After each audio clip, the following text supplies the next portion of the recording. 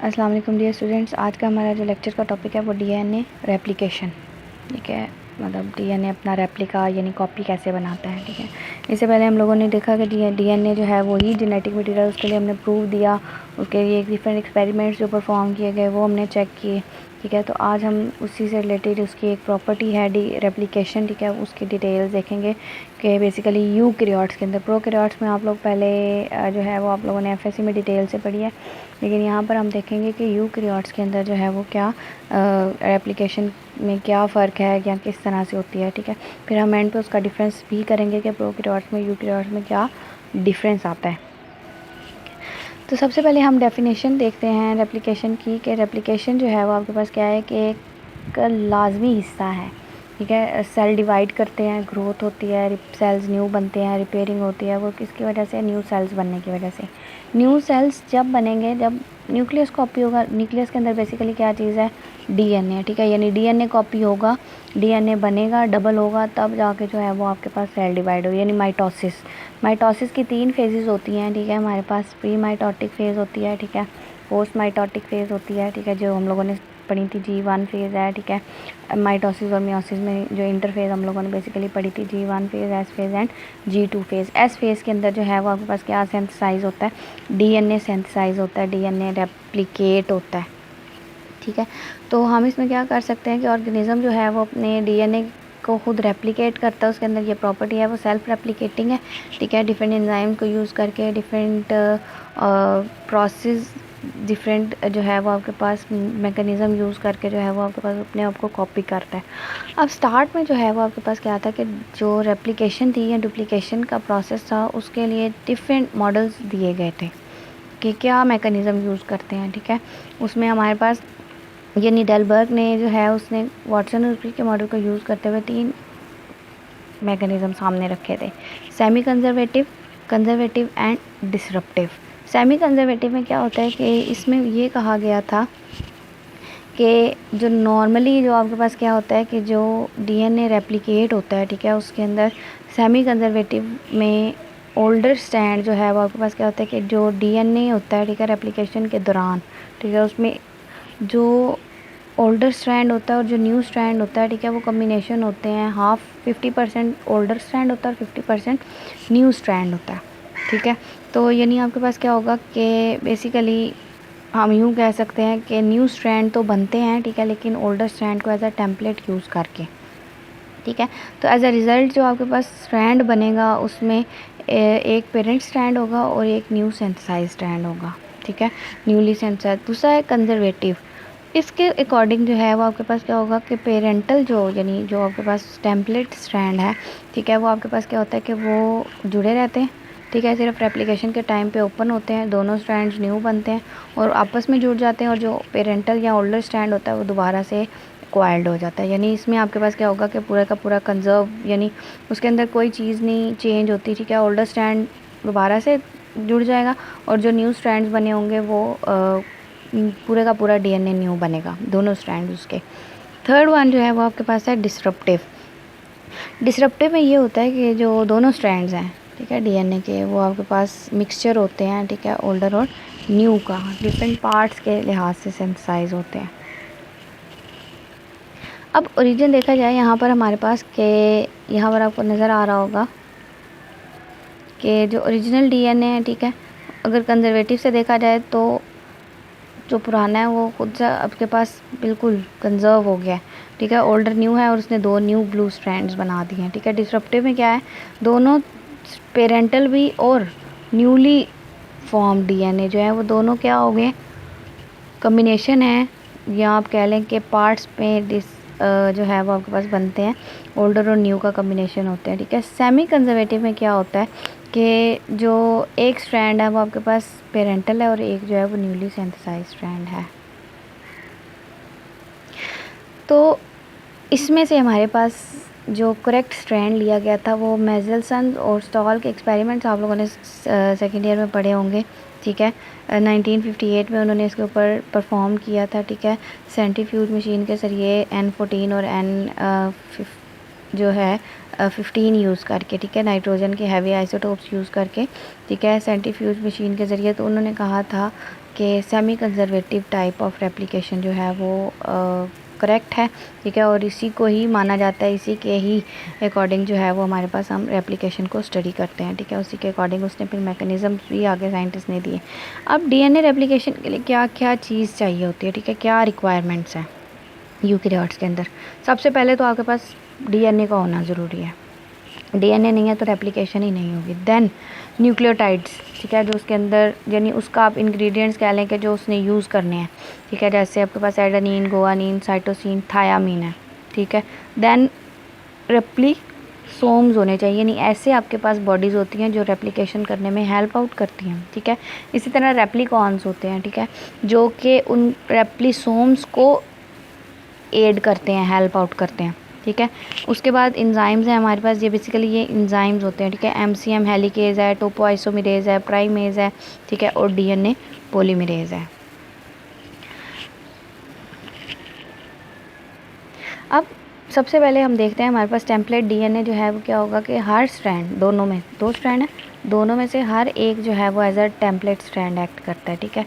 और पूरा का पूरा हेलिक्स एक टाइम में ओपन नहीं होता, एक साइड से रेप्लिकेशन शुरू होती है, ठीक है, और स्ट्रैंड जो है वो आपके पास क्या होता है कि कॉपी होना शुरू होता है, ठीक है। अब यूकेरियोट्स में और प्रोकैरियोट्स में पहला डिफरेंस यहाँ पे बताते चलूँ कि प्रोकैरियोट्स का जो जेनेटिक मटेरियल है वो छोटा होता है, स्मॉल होता है, ठीक है, जबकि जो आपके पास यूकेरियोट्स होते हैं ना वो उनके डीएनए के अंदर इंफॉर्मेशन हैवी होती है, लेंथी लॉन्ग डीएनए होता है।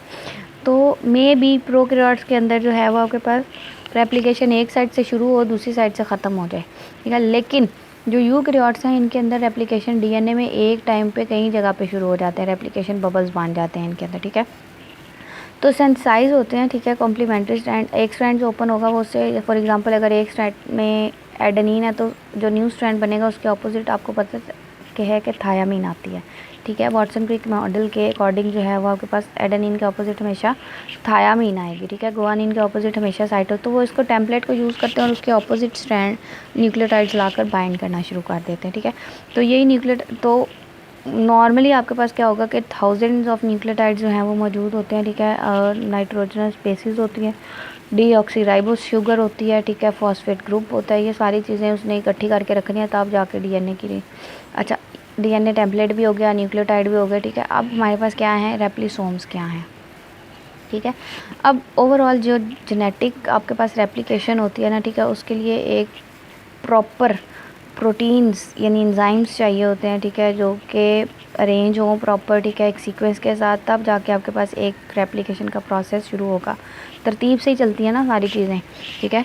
जब हम कोई काम स्टार्ट करने लगते हैं तो पहले हम ये तो नहीं करते कि पहले सिलाई कर दें फिर कटिंग कर दें, या पहले जो है वो हम इंग्रेडिएंट्स की तरतीब आगे पीछे। तो इसी तरह हमारे पास रेप्लिसोम्स जो हैं उसमें क्या है कि हमारे पास अगर चीज़ें पूरी हैं तो पूरा उसका एक सीक्वेंस होता है असेंबली का डीएनए के ऊपर, ठीक है, जो कि डिफरेंट एंजाइमेटिक रिएक्शंस होते हैं, ठीक है, वो प्रॉपर उसके ऊपर बाइंड होंगे, लीडिंग स्ट्रैंड होगा, लैगिंग स्ट्रैंड।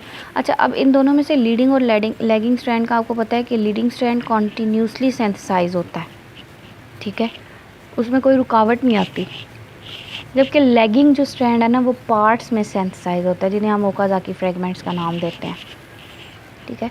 तो ये पूरा जो एक इंजाइम्स का, प्रोटीन्स का एक ग्रुप असम्बल हो जाता है, यहाँ पे आपको नज़र आ रहा होगा, जो रेप्लिकेशन का बाइस बनते हैं, ठीक है, उसे हम रेप्लिसोम कहते हैं, ठीक है। ये पूरा एक ऑपरेटस होता है, ठीक है, जो कि डिफरेंट प्रोटीन्स इंजाइम्स का कम्बिनेशन होगा। उसके बाद रेप्लिकॉन्स क्या होते हैं कि डीएनए रेप्लिकेशन के दौरान जो है वो हमारे पास यूकेरियोट्स जो है वो मैंने पहले बताया कि डिफरेंट पॉइंट्स के ऊपर जो है वो सिंथेसाइज होती है, ठीक है। तो जो आपके पास जहाँ पर ओरिजिन होता है रेप्लिकेशन का, ठीक है, बबल बनता है, ठीक है, वो आपके पास क्या होगा, वो एरिया जो है वो आपके पास रेप्लिकेशन फोक या फिर रेप्लिकॉन्स कहलाते हैं, ठीक है। और ये क्या होता है कि ये एक टाइम में दोनों तरफ डायरेक्शन हो रही होती है, ऑपोजिट डायरेक्शन में रेप्लिकेशन चल रही होती है, ठीक है। तो ये रेप्लिकॉन्स जो हैं इनको फर्स्ट टाइम जो है वो आइडेंटिफाई किया गया था स्कैरोमाइसिस सर्विएसी में, ठीक है, यानी हमारे पास यीस्ट जो है, ठीक है, उसके अंदर देखा गया था 1979 में, ठीक है। यूकेरियोट्स के अलावा प्रोकैरियोट्स में भी हो सकती है, ठीक है, लेकिन but if they have large amount of DNA, ठीक है, डीएनए लार्ज होता तब, ठीक है। ओरिजिन ऑफ रेप्लिकेशन है, ठीक है, पेरेंटल स्ट्रैंड है, और इनर साइड पे जो लाइटर है वो आपके पास डॉटर स्ट्रैंड है, ठीक है। तो ये जो आपके पास एक ऑपरेटस बना हुआ है, ठीक है, डिफरेंट रेप्लिकेशन बबल्स बने हुए हैं, इन्हें हम रेप्लिकॉन्स का नाम देते हैं। उसके बाद यहाँ पर आपको नज़र आ रहा होगा कि ये डिफरेंट टाइप्स ऑफ प्रोटीन्स हैं हमारे पास, ठीक है। डीएनए का लैगिंग स्ट्रैंड है और लीडिंग स्ट्रैंड है, ठीक है। अब डायरेक्शन आप देख रहे होंगे कि जो पेरेंट स्ट्रैंड है, ठीक है, उसमें आपके पास क्या हो रहा है कि डायरेक्शन है हमारे पास 5 प्राइम टू 3 प्राइम, ठीक हो गया। जबकि जो न्यूली जो आपके पास सिंथेसाइज स्ट्रैंड्स हैं उनकी डायरेक्शन, बेसिकली उनकी डायरेक्शन जो न्यूली सिंथेसाइज होते हैं ना, वो हमेशा जो पेरेंट डीएनए का जो 5 प्राइम एंड है ना, ठीक है, वहाँ से नहीं शुरू जो है वो आपके पास 3 प्राइम एंड से शुरू होते हैं, ठीक है। जबकि जो न्यूली सिंथेसाइज डीएनए उसकी डायरेक्शन हमेशा जो बनेगा वो हमेशा 5 प्राइम से, उसका 5 प्राइम एंड पहले बाहर आएगा और 3 प्राइम एंड बाहर आएगा बाद में, ठीक है। जबकि जो आपके पास डीएनए का पेरेंट स्ट्रैंड है ना, उसकी हमेशा 3 प्राइम एंड ओपन होगी, तो 3 प्राइम से शुरू होगा न्यू स्ट्रैंड बनना, ठीक है, और पुराने स्ट्रैंड के 5 प्राइम तक एंड तक जाएगा। लेकिन जो अपनी उसकी डायरेक्शन होगी वो आपके पास होगी 5 to 3, ठीक है। तो यहाँ पर डिफरेंट इंजाइम्स हैं, ठीक है, आगे चल के हम इनकी डिटेल्स देखते हैं, ठीक है। टोपोआइसोमेरेज है, एमसीएम है, प्राइमेज है, आरएनएज हैं, ठीक है, डीएनए लाइगेज है, टोपोआइसोमेरेज है, ठीक है, डीएनए प्राइमर है, ठीक है। डिफरेंट एब्रीवेशन यहाँ पे यूज़ हुई हैं, इंशाल्लाह हम आगे चल के उसकी डिटेल देखते हैं, ठीक है। यहाँ पर सबसे पहले जो है वो हम देखते हैं कि हमारे पास एमसीएम हेलिकेज एंजाइम एक इम्पॉर्टेंट एंजाइम है। हेलिकेज आपको पता है कि एंजाइम जो है वो एज अ सीज़र यूज़ करता है, डीएनए को अनवाइंड करता है, ओपन करने में हेल्प करता है, ठीक है। यहाँ पर एमसीएम जो है, अब एंजाइम थोड़ा सा डिफरेंट आ जाता है हमारे पास प्रोकैरियोट्स के यूकैरियोट्स के एंजाइम के अंदर, कि एमसीएम जो है वो हमारे पास उसको हम शॉर्ट फॉर्म यूज़ करते हैं फॉर मिनी क्रोमोसोम मेंटेनेंस, ठीक है। अब ये क्या कर रहा है कि ये फर्स्ट टाइम इसको आइडेंटिफाई ईस्ट में किया गया था, ठीक है। और एमसीएम 2 to 7 कॉम्प्लेक्सेस होते हैं, ठीक है, यूकैरियोट्स के अंदर, और हेलिकेज का काम कर रहे होते हैं ये कि डीएनए के स्ट्रैंड को अनवाइंड करना है, ओपन करना है, ठीक है, और स्टार्ट करने रेप्लिकेशन ताकि स्टार्ट हो सके। उसके बाद है टोपोआइसोमेरेज।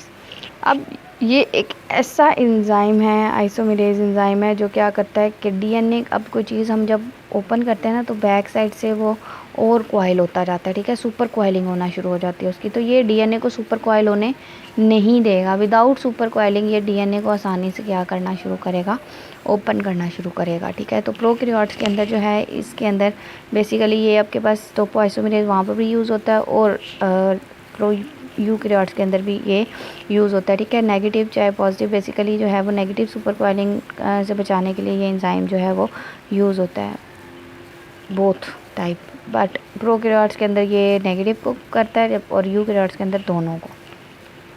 उसके बाद हमारे पास आ जाता है प्राइमेज, ठीक है। प्राइमेज एक ऐसा एंजाइम है जो क्या करता है, सिंथेसाइज करता है आरएनए सीक्वेंसेस को, ठीक है। ये बेसिकली शॉर्ट सीक्वेंसेस होते हैं जो कि डीएनए को प्राइमर यानी किसी भी चीज़ को स्टार्ट करने वाला, ठीक है, तो वो शॉर्ट सीक्वेंस बनाता है जो कि कॉम्प्लीमेंट्री होता है उस सीक्वेंस के जहाँ पर रेप्लिकेशन स्टार्ट होनी है उससे थोड़ा सा पहले, ठीक है, ताकि वहाँ पर जाके जो है ये ओपन हो, ठीक है, और फिर उससे आगे रेप्लिकेशन स्टार्ट होती है, ठीक है। स्टैंडिंग पॉइंट है डीएनए के लिए। अगर ये बाइंड होगा तो डीएनए को पहचान होगी कि मैंने इससे आगे रेप्लिकेशन शुरू। अगर आरएनए प्राइमर बाइंड नहीं होता तो कभी भी डीएनए जो है वो बाइंड नहीं कर पाएगा, ठीक है। उसके बाद हमारे पास प्रोकैरियोट्स में कुछ एंजाइम्स है, जैसे डीएनए पॉलीमरेज है, ठीक है, उसकी टाइप्स हैं डीएनए पॉलीमरेज 1 2 3, ठीक है, 3 टाइप्स ऑफ पॉलीमरेज है। लेकिन यूकैरियोट्स में हम क्या करते हैं, उसके अल्टरनेटिव एंजाइम्स होते हैं, ठीक है, क्योंकि कॉम्प्लेक्स टाइप है तो एंजाइम्स इसके अंदर जो डीएनए पॉलीमरेजेस यूज़ होते हैं वो आपके पास polymerase alpha, polymerase beta, polymerase delta, epsilon and gamma enzymes. आगे चल के बताती हूँ क्या फंक्शंस करते हैं ये, ठीक है। सबसे पहले हम देखते हैं कि पॉलीमरेज अल्फ़ा क्या काम करता है, कि ये रेप्लिकेशन को जो आपके पास प्राइमर होता है यहाँ पर, ठीक है, उसने उसको अटैच करना है, ठीक है, रिपेयर करेगा मिस्टेक यानी प्रूफ रीडिंग करेगा, चीज़ गलतियाँ ठीक करेगा, ठीक है। रेप्लिकेट जो है डीएनए को जो है वो आपके पास क्या करता है कि उसको रोक नहीं सकता, सिर्फ उसकी मिस्टेक्स दूर कर सकता है। गलत अगर एडेनिन की जगह थायामिन गलती से लग जाए, ठीक है, तो वो उसको रिपेयर करेगा, ठीक है। उसके अलावा प्राइमेज जो है वो आपके पास क्या कर रहा है, प्राइमेज के साथ इसको ज़रूरत पड़ती है कि ये अकेला काम नहीं कर सकता, इसको हेल्पिंग के लिए प्राइमेज की ज़रूरत होती है, ठीक है, जिसको हम अल्फ़ा प्राइमेज का नाम देते हैं, ठीक है। यानी बेसिकली आपके पास क्या कर रहा है कि प्राइमर है, ठीक है, प्राइमर को हेल्प करता है, ठीक है, और एसोसिएट प्राइमेज के साथ होता है, इसलिए हम इसको अल्फ़ा प्राइमेज का नाम देते हैं। उसके बाद है पॉलीमरेज बीटा, ठीक है। अब इसका काम क्या है कि ये क्रोमोसोम्स को प्रूफ रीडिंग के दरमियान में रिकम्बाइन कर देता है, ठीक है। यानी अगर वो ओपन हो गए हैं, अनवाइंड रह गए हैं, तो जब प्रूफ रीडिंग हो जाती है तो उन्हें दोबारा से लाइगेट करना इसका काम है, ठीक है। उसके बाद है पॉलीमरेज डेल्टा, ठीक है, ये लैगिंग स्ट्रैंड को सिंथेसाइज करने में हेल्प करता है, ठीक है। जो 3 to 5 प्राइम एक्सोन्यूक्लियस एक्टिविटी होती है, यानी एक्सोन्यूक्लियस कहते हैं कि बाहर वाली साइड से न्यूक्लियस को यानी डीएनए के स्ट्रैंड को तोड़ना, ठीक है, वहाँ से एक्सोन्यूक्लियस करता है, ठीक है। और लैगिंग स्ट्रैंड के जो टुकड़े होते हैं ना, जब कंप्लीट हो जाता है एक पार्ट स्पेसिफिक, उसके अंदर न्यूक्लियोटाइड्स कंप्लीट होते हैं, या वहाँ से उसको कट कर देता है, ठीक है। फिर बाद में क्या करेगा, कट करेगा, न्यू स्ट्रैंड बनाएगा। न्यू स्ट्रैंड बनाने के बाद जो है वो आपके पास उसको फिर डीएनए लाइगेज का काम एक और एंजाइम करता है, वो फिर उन फ्रेगमेंट्स को जोड़ देता है, ठीक है। तो ये एक प्रोटीन के साथ काम करता है, ठीक है, बेसिकली जिसको हम कहते हैं कि सेल न्यूक्लियर एंटीजन PCNA, ठीक है, प्रोलिफरेटिंग सेल न्यूक्लियर एंटीजन, उस प्रोटीन के साथ ये मिलके काम करता है, ठीक है। इसकी प्रेजेंस में पॉलीमरेज डेल्टा जो है वो हाईली एक्टिव होता है। अगर ये नहीं है तो उसकी एक्टिविटी में थोड़ा सा चेंज आ जाता है, स्लो हो जाता है वो। उसके बाद आते हैं पॉलीमरेज एप्सिलॉन, ठीक है। ये आपके पास एक ऐसी आप कह लें कि एंजाइम है, ठीक है, जो लीडिंग स्ट्रैंड बनाता है, ठीक है। और 3 to 5 प्राइम एक्सोन्यूक्लियस एक्टिविटी भी करता है ये, ठीक है। डीएनए के स्ट्रैंड्स को ये भी कर सकता है, ठीक है, कटिंग कर सकता है, ठीक है। और क्लैम्प प्रोटीन्स के साथ ये एसोसिएट होता है, ठीक है, PCNA रिंग की फॉर्म में, ठीक है, रेप्लिकेशन के साथ जो है वो इन्वॉल्व होता है ये, ठीक है। उसके बाद है पॉलीमरेज गैमा, ठीक है, इसकी ये माइटोकॉन्ड्रियल डीएनए रेप्लिकेशन में यूज़ होता है, ठीक है। अब मैकेनिज्म के अंदर हमारे पास आपको पता है 3 स्टेप्स हैं, इनिशिएशन, इलॉन्गेशन एंड टर्मिनेशन, ठीक है। इनिशिएशन के अंदर जो है वो प्राइमर का अटैच होना, सारी मशीनरी का तरतीब के साथ अटैच होना जो है वो आपके पास क्या है, ओरिजिन्स की जगह पर, ठीक है, वो आपके पास क्या कहलाता है, इनिशिएशन का है कहलाता है। अब इनिशिएशन के लिए ज़रूरी है कि प्री रेप्लिकेशन कॉम्प्लेक्स बने, ठीक है। उसके लिए आपके पास ओरिजिन जो है वो होना ज़रूरी है, ठीक है। G1 फेज़, ठीक है, बन सकती है, ठीक है। यूकैरियोट्स के अंदर जो है वो ORC है, CDC6 है, CDT1 है, ठीक है। बेसिकली ये आपके पास क्या है कि G1 फेज़ के अंदर ये बेसिकली ये इंजाइम्स होते हैं, रेप्लिकेशन कॉम्प्लेक्स होते हैं, ठीक है। ये वो आपके पास एलिमेंट्स हैं जो कि साइट को रिकॉग्नाइज़ करते हैं, पहचानते हैं, और वहाँ पे जाके उन्होंने इंजाइम्स को अटैच करना होता है, ठीक है। ये प्रोटीन्स हैं बेसिकली, ठीक है। और साथ ही क्या करेंगे, पूरे का पूरा ये अटैचमेंट जो होती है, ठीक है, CDC6 है, CDT1 है, ठीक है, MCM बाइंडिंग प्रोटीन्स हैं, ORC है, ओरिजिन रेप्लिकेटिंग कॉम्प्लेक्स, ठीक है, और प्री इनिशिएटिंग कॉम्प्लेक्स होते हैं, ठीक है। इन सब का बाइंड होना जो है किसी जगह पर क्रोमेटिंग के जगह पर, वहाँ पे क्या कहलाएगा, बाइंड होना आपके पास मिनी क्रोमोसोम मेंटेनेंस, सारे एंजाइम जो है वो आपके पास कॉम्प्लेक्स कहलाएगा। अब इनिशिएशन जब ये बाइंड हो जाते हैं, ठीक है, तो आपके पास वहाँ पर MCM लोड हो जाती है, ठीक है, डीएनए वहाँ पर मौजूद है, ठीक है, न्यूक्लियोटाइड वहाँ पर इकट्ठे हो जाते हैं, ठीक है। वहाँ पर हमारे पास G1 फेज़ के अंदर जो है साइक्लिक डिपेंडेंट काइनेज एक प्रोटीन है, ठीक है, और DB3F4 प्रोटीन काइनेज फॉस्फेट है हमारे पास, ठीक है। तो ये एंजाइम्स वहाँ पर इकट्ठे होंगे, ठीक है, और ये कॉम्प्लेक्स को एक्टिव करेंगे और डीएनए को अनवाइंड करेंगे, ठीक है। यहाँ पर आपको नज़र आ रहा होगा कि एक्टिवेटर कॉम्प्लेक्स है, ठीक है। G1 फेज़ के अंदर जो है वो आपके पास एक्टिवेशन जो है बाकी प्रोटीन्स जो हैं हमारे पास CDC45, ठीक है, और GIN एक्टिवेट करती है हमारे पास, ठीक है। हेलिकेज एक्टिविटी MCM काम कर रहा होता है, ठीक है। तो ये आपके पास क्या जैसे ही अटैच होंगे, इन्हें हम कहते हैं कि ये आपके पास एक्टिवेटर कॉम्प्लेक्स है। अगर ये अटैच नहीं होते इस फेज़ के दौरान तो आपके पास डीएनए रेप्लिकेशन फॉर्म नहीं होगी, ठीक है। यहाँ पर आपके पास ORC यानी ओरिजिन रेप्लिकेटिंग कॉम्प्लेक्स है, ठीक है। वहाँ पर CDC प्रोटीन है, उन्होंने स्टेबल किया हुआ है, ठीक है। वहाँ पर MCM आएगी, ठीक है, वो उसको क्या करेगी, वहाँ पर अटैच होगी प्रॉपर, ठीक है, उसके पास, और वहाँ से वो क्या करना शुरू करेगी, स्टार्ट करना शुरू करेगी रेप्लिकेशन का पॉइंट, उसको डीएनए के स्ट्रैंड को ओपन कर देगी, ठीक है। तो ये MCM दोनों साइड से मौजूद होती हैं ताकि जो है वो आपके पास स्ट्रैंड को क्या कर सकें, दोनों डायरेक्शन में ओपन कर सकें। उसके बाद हमारे पास आती है एलॉन्गेशन। जब एक दफ़ा रेप्लिकेशन फोक अटैच हो जाता है, बेसिकली रेप्लिकेशन फोक ओपन हो जाता है, ठीक है, एंजाइम्स जो हैं वो उसके ऊपर अटैच हो जाते हैं, तो आपके पास क्या होगा कि जो अब सिर्फ क्या है कि एडिंग ऑफ न्यूक्लियोटाइड्स होगी जिस डायरेक्शन में आपके पास हो रही है। लीडिंग में ये कॉन्टीन्यूसली अटैच होते जाते हैं और लैगिंग में पार्ट्स के अंदर होते हैं, ठीक है। तो यूकैरियोटिक रेप्लिसोम्स जो कॉम्प्लेक्स होता है, ठीक है, वो आपके पास ओवरऑल जो डीएनए की रेप्लिकेशन है उसके अंदर कोऑर्डिनेशन का बाइस होता है, क्योंकि 2 डिफरेंट तरह के स्ट्रैंड्स कॉपी हो रहे हैं, ठीक है, लीडिंग भी और लैगिंग भी, ठीक है। तो ये टोपो आइसोमरेज हैं, ठीक है, डिफरेंट फैक्टर्स हैं जो उसको आन कूपर कॉइलिंग से रोकते हैं, ठीक है। एंजाइम्स हैं जो प्रूफ रीडिंग भी कर रहे हैं, क्योंकि अब वो रेप्लिकेशन इतनी तेज़ से हो रही होती है कि उसको दरमियान में रोका नहीं जा सकता, ठीक है। तो जो उसमें एरर्स आते हैं, ठीक है, उनके लिए भी हमारे पास एंजाइम्स होते हैं जो कि उसको ठीक कर सकें। अब सबसे पहले रेप्लिकेशन प्रोटीन हमारे पास ए जो है वो क्या है, ये मेजर प्रोटीन है, ठीक है, जो क्या करती है कि सिंगल स्ट्रैंडेड डीएनए को जो है वो आपके पास बाइंड करके रखती है, ठीक है, बाइंड होती है उसके साथ, ठीक है। और डीएनए के यूकैरियोटिक सेल्स के अंदर जो है वो आपके पास डीएनए को बचाती है कि वो दोबारा से रिकॉइल हो जाए पीछे से, ठीक है, अपने साथ ना हो, न्यू स्ट्रैंड के साथ हो, ठीक है। जैसे फॉर एग्जांपल लैगिंग स्ट्रैंड है, उसमें बन रहे हैं वापस, तो क्या करता है वो जुड़ सकता है दूसरे के साथ, तो ये दोबारा से रीवाइंड नहीं होने देगा ओल्ड स्ट्रैंड्स को, ठीक है। ये सेकेंडरी स्ट्रक्चर्स जो हैं वो आपके पास बनाता है और डीएनए को अनवाउंड रखता है, ठीक।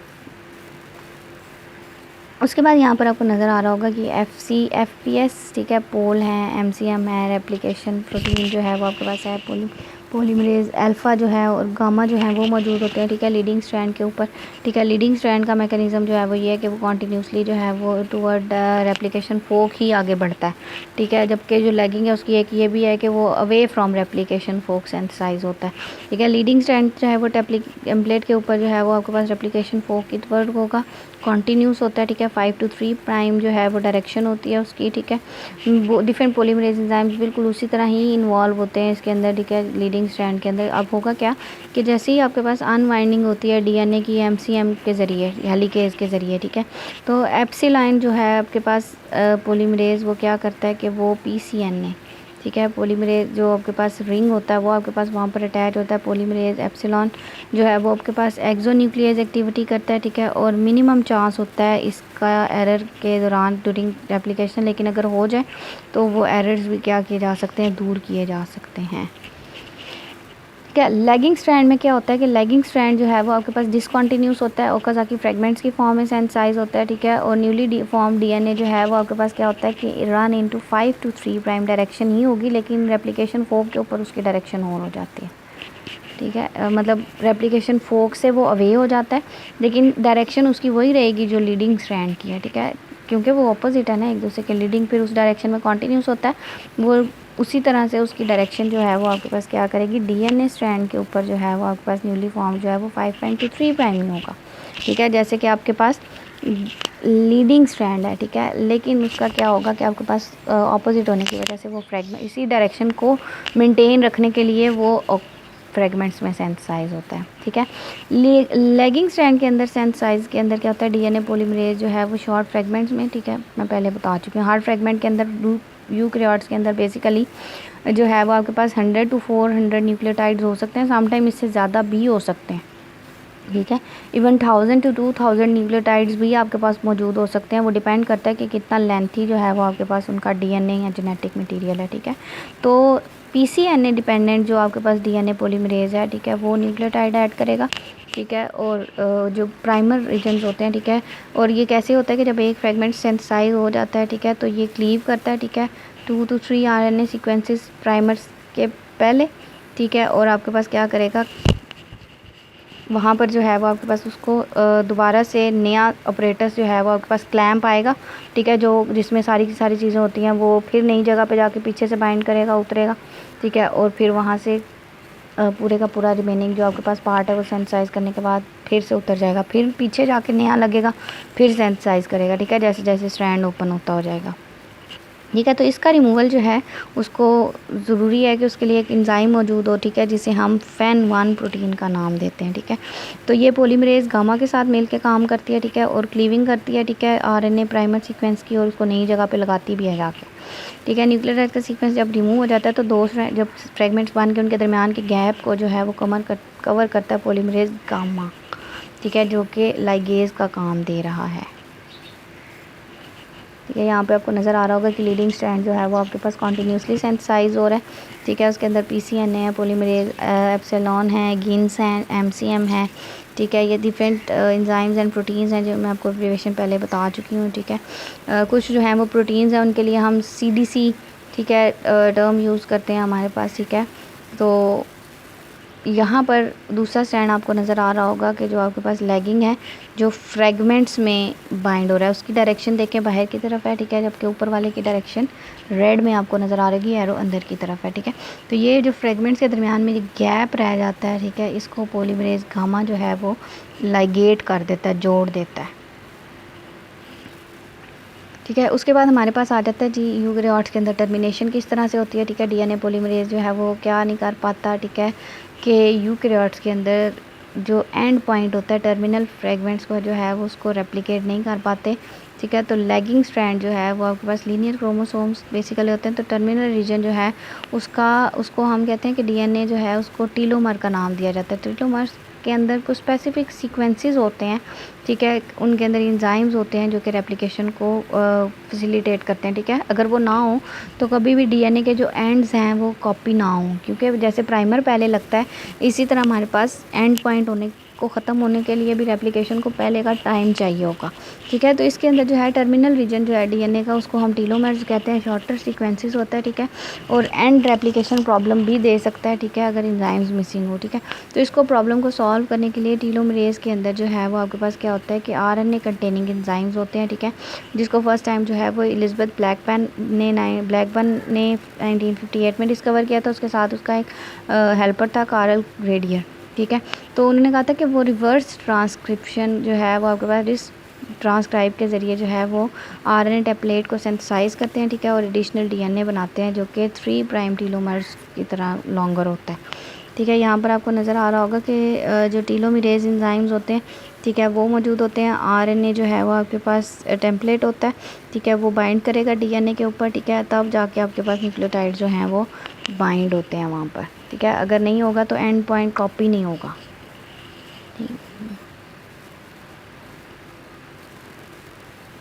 तो यहाँ पर आपको नज़र आ रहा होगा कि DNA जो है वो आपके पास क्या है, प्रोकैरियोट्स की, उनके अंदर डिफरेंस बताया गया है कि क्या डिफरेंस है दोनों के अंदर। अब जो है प्रोकैरियोट्स की साइटोप्लाज्म में होती है, लेकिन यूकैरियोट्स की न्यूक्लियस के अंदर।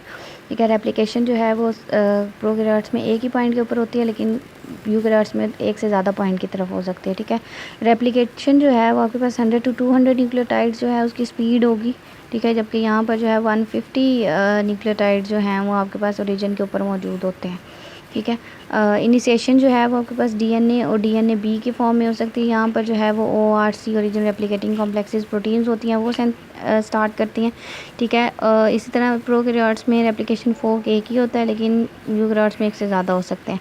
ठीक है, ओरिजिन वही बात है कि एक होते हैं। ठीक है, और रेप्लिकॉन्स होते हैं यूकैरियोट्स के अंदर कॉम्प्लेक्स होता है। ओकाज़की फ्रेगमेंट्स जो है उनके अंदर 1000 से 2000 न्यूक्लियोटाइड्स हो सकते हैं। ठीक है, और जो आपके पास बेसिकली यूकैरियोट्स होते हैं उनके अंदर 100 to 200 होते हैं, क्योंकि वो एक तो लेंथी होता है, उसके अंदर एरर के चांसेस ज़्यादा हो सकते हैं। ठीक है, तो उनका स्पेसिफिक रीजन ही कॉपी होता है, पूरे का पूरा जो है वो आपके पास उसने कॉपी होना है। ठीक है, तो वो कम न्यूक्लियोटाइड रखते हैं ताकि एरर्स को आसानी से रिमूव कर सकें। ठीक है, बहुत कम ऐसा होता है कि उनके अंदर ज़्यादा हो। ठीक है, DNA गायरेज जो है वो मौजूद होता है। ठीक है, इसके अंदर DNA गायरेज की ज़रूरत नहीं पड़ती। ठीक है, रेप्लिकेशन जो है वो आपके पास प्रोकैरियोट्स में तेज़ होती है, इनके अंदर स्लो होती है क्योंकि लेंथी DNA होता है। फिर उसके बाद हमारे पास क्योंकि एंजाइम डिफरेंट है, DNA पॉलीमरेज 1 है, 2 है, 3 है। ठीक है, पोली क्या काम कर रहा है कि आपके पास इनका डिफरेंट देखा गया है कि डिफरेंसेस जो हैं वो DNA पॉलीमरेज 1 एंड 2 और 3 के दरमियान। पॉलीमरेज का जो रेट है आपके पास 1 और 2 का लो है, जबकि 3 का हाई है। प्रोसेसिविटी यानी पहले 1 और 2 की लो है, थर्ड 1 की हाई है। ठीक है, प्रूफ रीडिंग क्या करते हैं 3 प्राइम to 5 प्राइम है। एक्सोन्यूक्लियस एक्टिविटी है दोनों की 1 2 तीनों की सेम ही है तकरीबन। ठीक है, मतलब कोई ज़्यादा डिफरेंस नहीं होता इनके अंदर। ठीक है, प्राइमर रिमूवल क्या करते हैं कि पॉलीमरेज 1 आसानी से करता है, बाकी दोनों नहीं करते, वो इन्वॉल्व ही नहीं होते। स्ट्रैंड को सेंसाइज करने में जो है वो आपके पास पॉलीमरेज 1 लैगिंग स्ट्रैंड में और जो आपके पास डीएनए पॉलीमरेज 2 है वो कोई रोल नहीं प्ले करता दोनों में, जबकि डीएनए पॉलीमरेज तो दोनों स्ट्रैंड्स के साथ इन्वॉल्व होता है, ठीक है। डीएनए की रिपेयरिंग में जो है वो आपके पास क्या करते हैं, पॉलीमरेज 1 एंड 2 इन्वॉल्व होते हैं, 3 इन्वॉल्व नहीं होता, ठीक है। यहाँ पर जो है वो आपके पास दिया गया है कि क्या डिफरेंस है यूकैरियोट्स। अब ई. जो है वो प्रो है, मेमिलियन सेल जो है वो आपके पास क्या है, यूकैरियोट्स हैं, ठीक है। पॉलीमरेज 1 की जगह अल्फ़ा यूज़ होता है, ठीक है। 2 की जगह 3 है, एप्सिलॉन, बीटा एंड गामा, और 3 की जगह हमारे पास डेल्टा यूज़ होता है, ठीक है। काम वही करते हैं, ठीक है, लेकिन सिर्फ उनको रिप्लेस कर दिया गया है। इसके साथ ही हमारा आज का टॉपिक जो है वो रेप्लिकेशन का कंप्लीट हो जाता है। इंशाल्लाह हम नेक्स्ट लेक्चर में इसी से रिलेटेड डीएनए से रिलेटेड ही हमारे डिफरेंट जो है वो प्रोसेस है जो हम इंशाल्लाह स्टडी करेंगे।